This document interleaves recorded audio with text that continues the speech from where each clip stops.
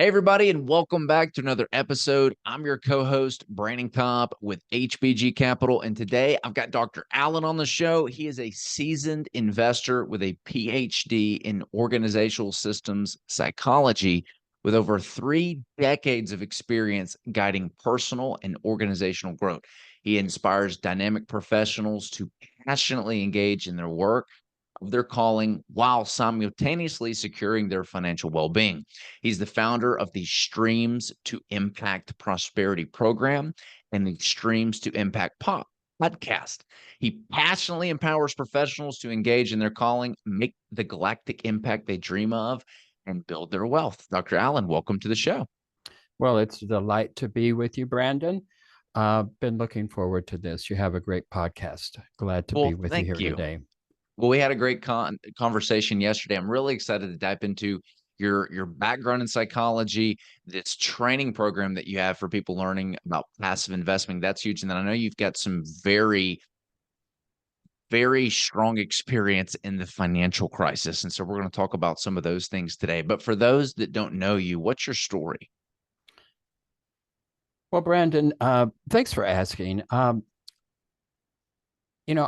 really firmly believe that really most people really desire and they actually dream of making a very lasting and positive impact for humanity and the planet. And the sad thing about that is I think those dreams come to us in childhood, and we all have those dreams, but life beats us down in some way, shape, or form, and we put those dreams uh, of making that impact on the back burner.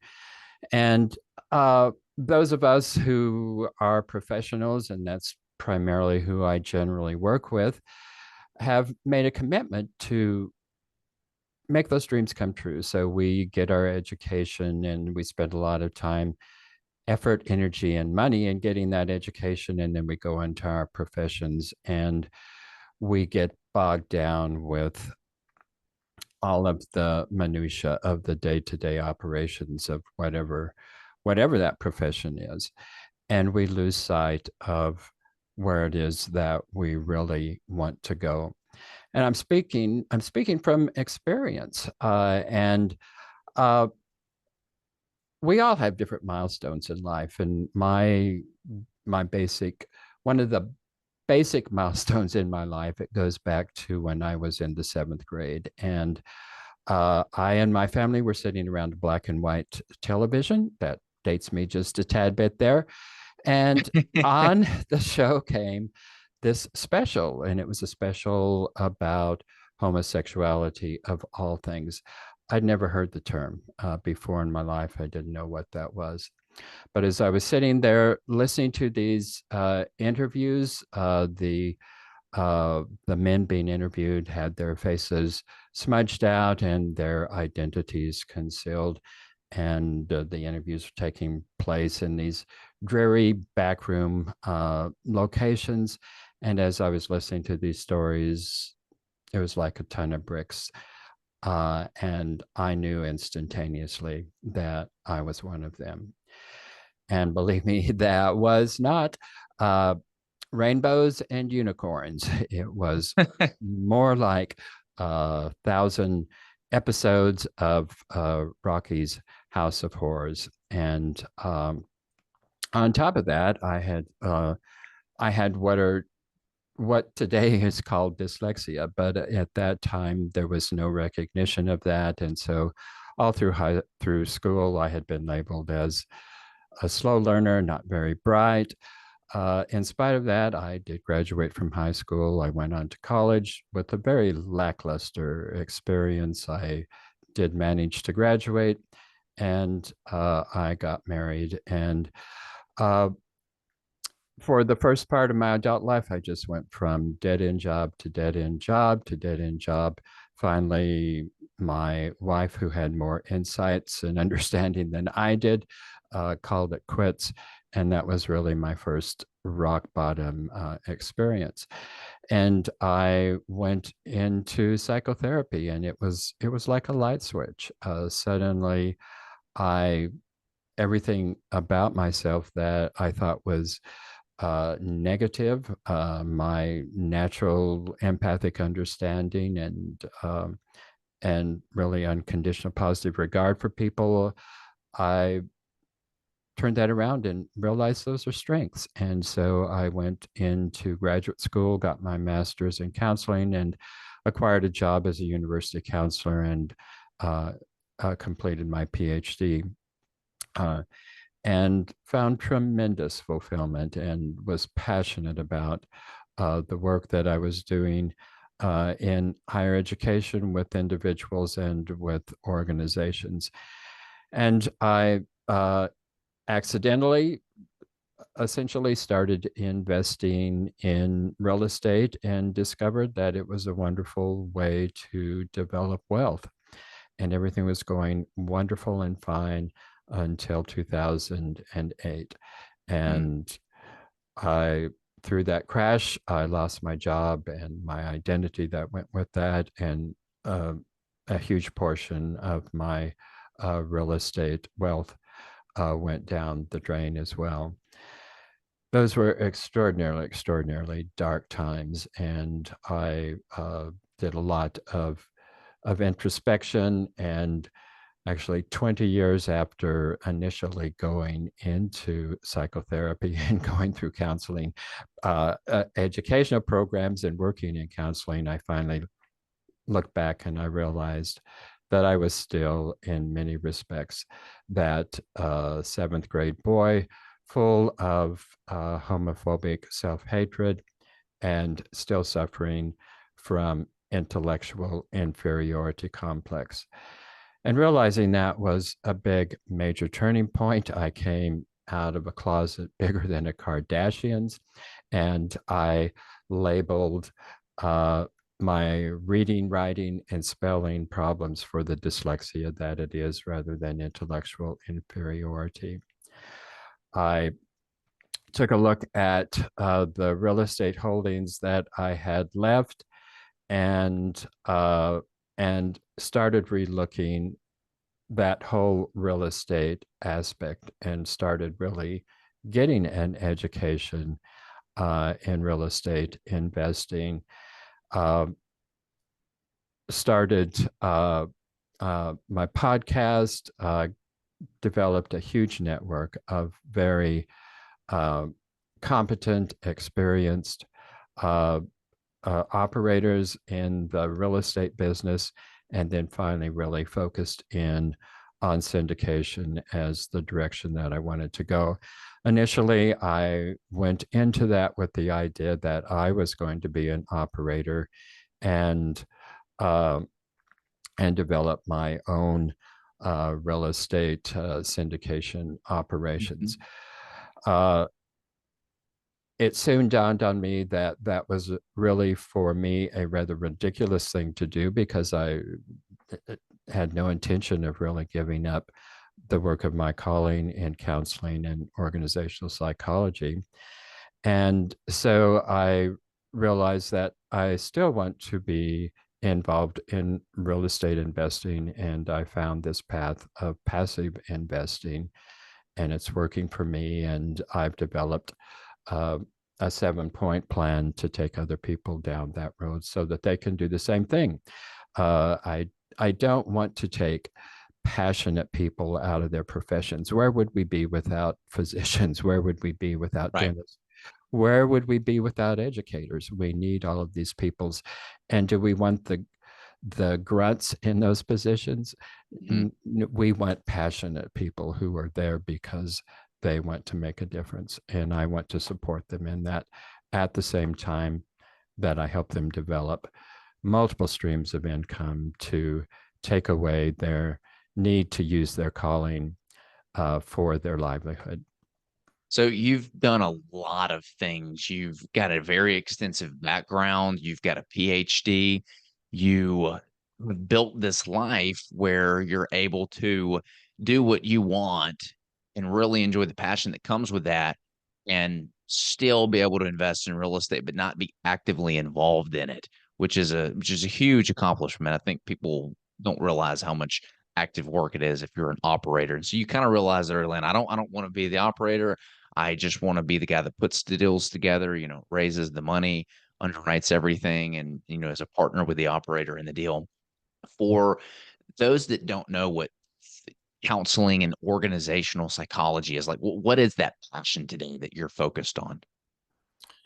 Well, organizational psychology is just looking at all of the interactions within an organization. And I mean, this any it doesn't have to be a corporate organization. It's a family is an organization, and School, family, certainly anything. anything exactly. And within those organizations, we always are going to find that there uh, are traditions and there are customs, and these are the things uh, that if working properly, take organizations forward in very positive directions. But if they're dysfunctional, they are taking organizations in very dire directions. And that's what an organizational psychologist is doing, is looking at the customs, the traditions, uh, the the policies, procedures, and all of those things, and looking to see what it is within those that are working and what it is that is problematic to the organizations. So I could see this being a huge help to companies that really want to grow and thrive because they're going to pay more money than, like, say, a school system or a family is. Is that who you primarily work with? Are these large corporations that are wanting to maybe kind of gain some sense of community or like build a culture? I mean, tell us a little bit more about your work in the, counseling and organizational psychology that you're currently involved in. Well, I have focused my organizational development work within higher education, and have worked with teams and groups throughout the last 30 years to really develop systems and processes within higher education that really service and provide for the students' well-being. I Mhm. mean, just take a lot of the work. Uh, if you Higher education are bureaucracies, and bureaucracies have a way and a means through all of those things we're talking about, traditions and processes, to service themselves. Mhm. And that's what we find. And financial aid, you think financial aid is there for students. Well, financial aid professionals have developed all kinds of ways and means to service themselves Mhm. rather than to service students. And so that's essentially what I do, is to help them get back to the core of what it is that they're actually there to do, to Mhm. service students rather than to service themselves.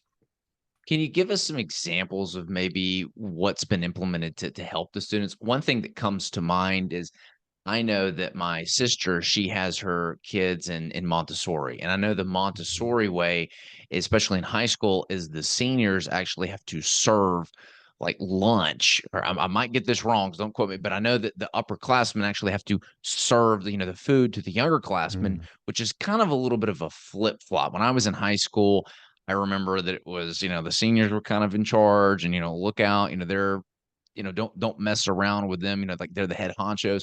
But by taking that culture in that school system and having the seniors serve the younger members, it creates a culture of serving, right? It Mhm. creates humility.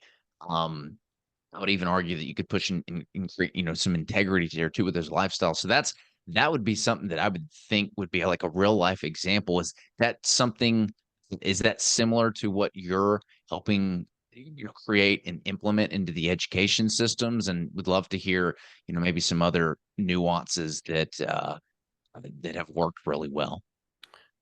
Well, yeah, that's exactly the kinds of things that we're doing. Of course, my work has been in higher education, and one of the things that I worked really hard to develop was what have become known as learning communities. Because in a higher education situation, particularly with an on-campus situation, students are learning so much more from one another and from their communities than really what they are necessarily from their curriculums. And faculty members don't want to hear this, but we developed communities within the community of higher education, and uh, we had resident halls that group students together, and then these groups of students were taking a core of 2 to 3 classes together each semester.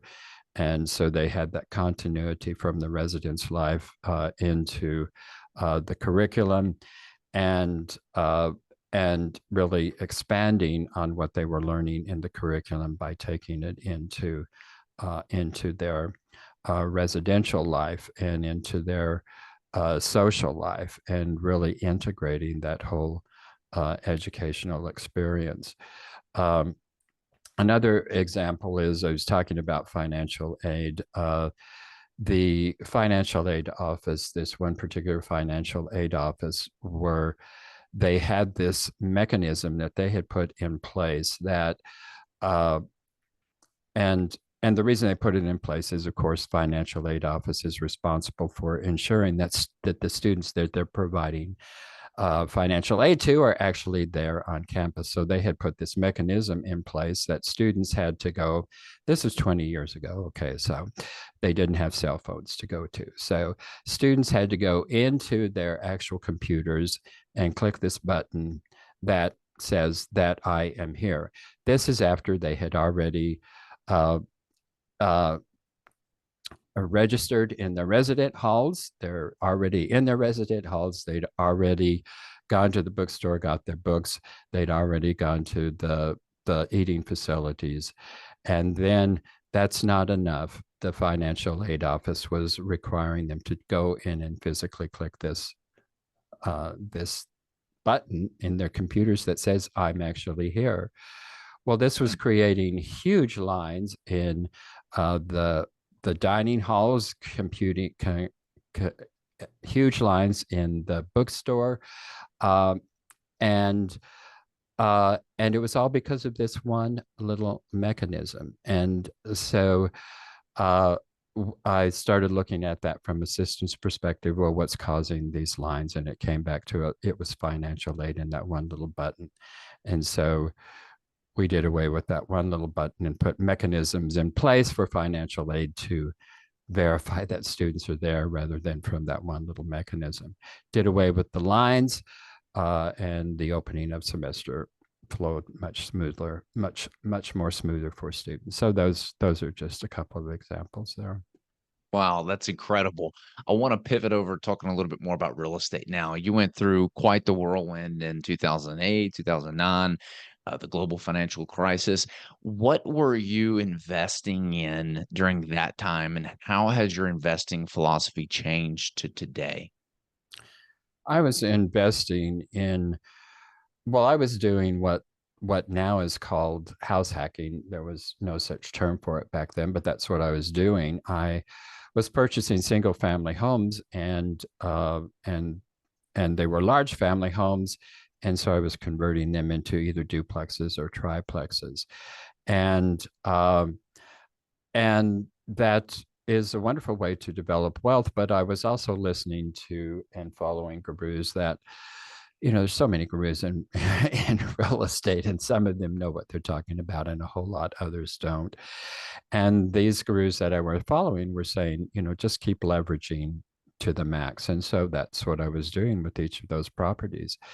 And so that's what fine and wonderful and good. It works fine as long as the economy is in an upswing. But when it hits a wall like it did in 2008, with essentially, I mean, there were warnings for those of who were alert and looking at it, but I wasn't one of those people. So it hit me like I had just run into a brick wall. And when um, it's difficult for renters to pay their rent, it's difficult for me to pay mortgages, and so I was caught between a rock and a hard place because I was way over leveraged. So you had a lot of these individual single family homes, duplexes and triplexes. You were converting these single families to, almost like small multi-families and getting more rent out of it. And so the wall that you hit specifically was the renters not being able to pay due to the Mhm. global financial crisis, and that was causing strain on the mortgages. Is that right? Absolutely, yes. And how has that changed today? What are you investing in today? Well, today I invest in commercial real estate, which is large multifamily and um, mobile home parks, and we also invest in light mixed use industrial. So, what has changed in conjunction with that? Well, I mean, the first thing is I just do not go into a project where they're over leveraged um, and where there What does are that what not. does that mean real quick? Over leverage to the audience members who don't know what that means.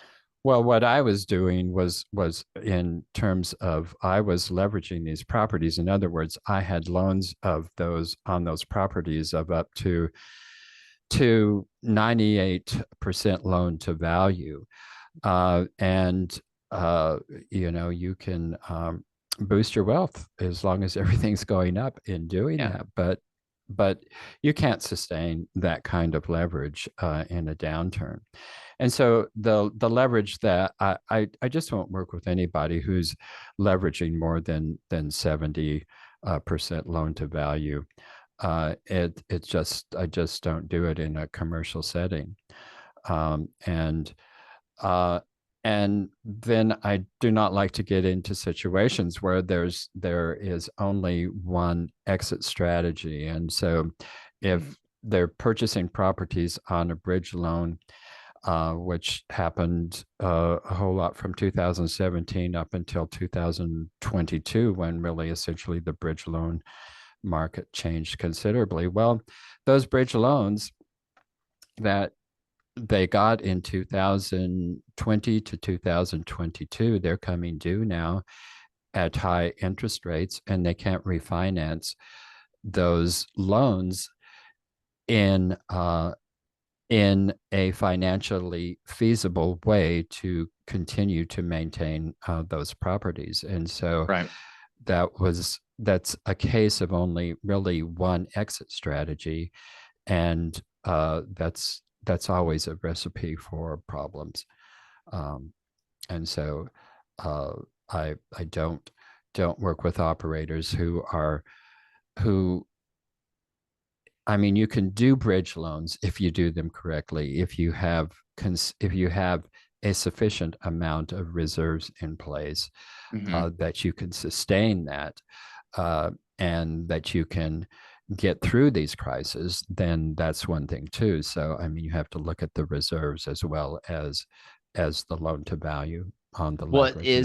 Can you give us a real life example of maybe a recent or past deal that you've done and what those multiple exit strategies look like? You named industrial, multifamily, commercial, quite a few different asset classes within real estate. Well, the deals that we have done really since 2017 have really been very successful. But from 2017 to 2021, it was a growth market.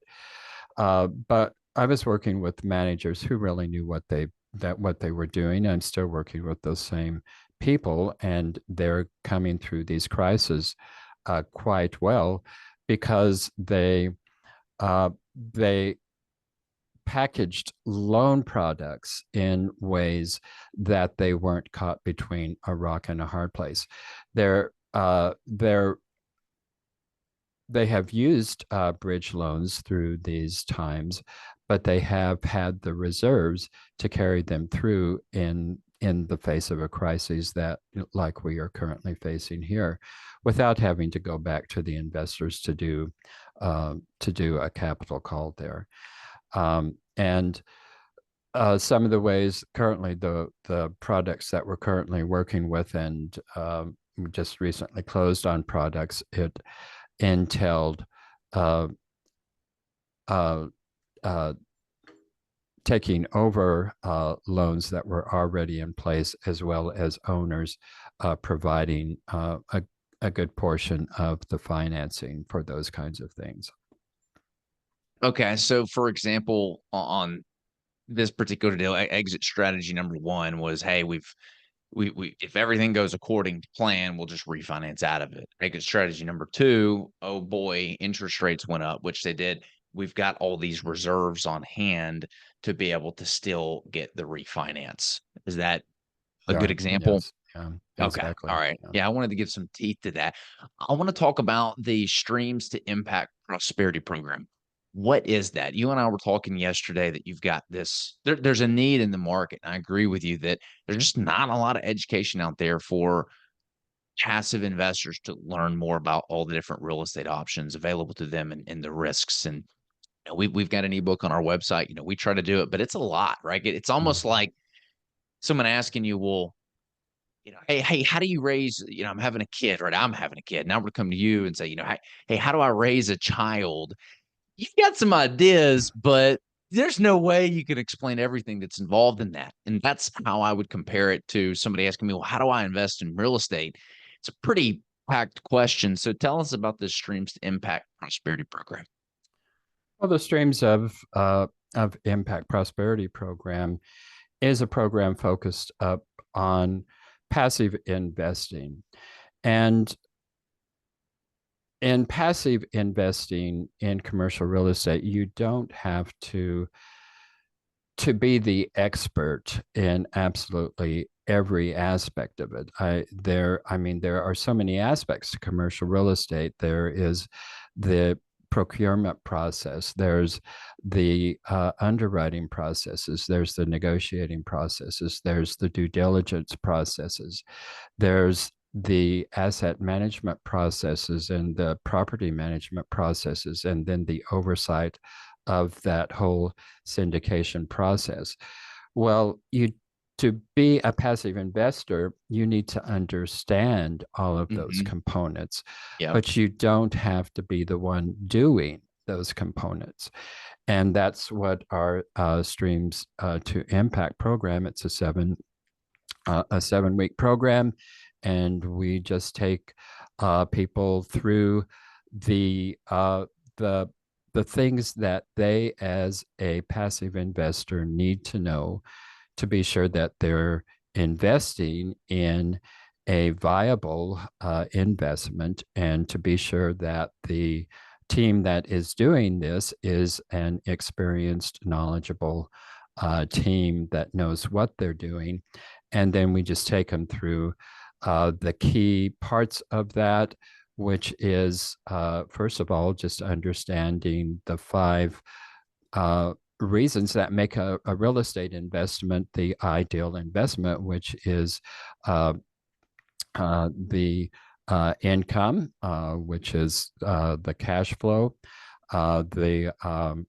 the depreciation, which gives you the tax benefits, the equity growth, and the appreciation, which is generally forced appreciation, and then understanding the leverage. And those Mm-hmm. 5 things together is what builds millionaires through real estate, which is the way that most people in this country have become millionaires, is through real estate investing.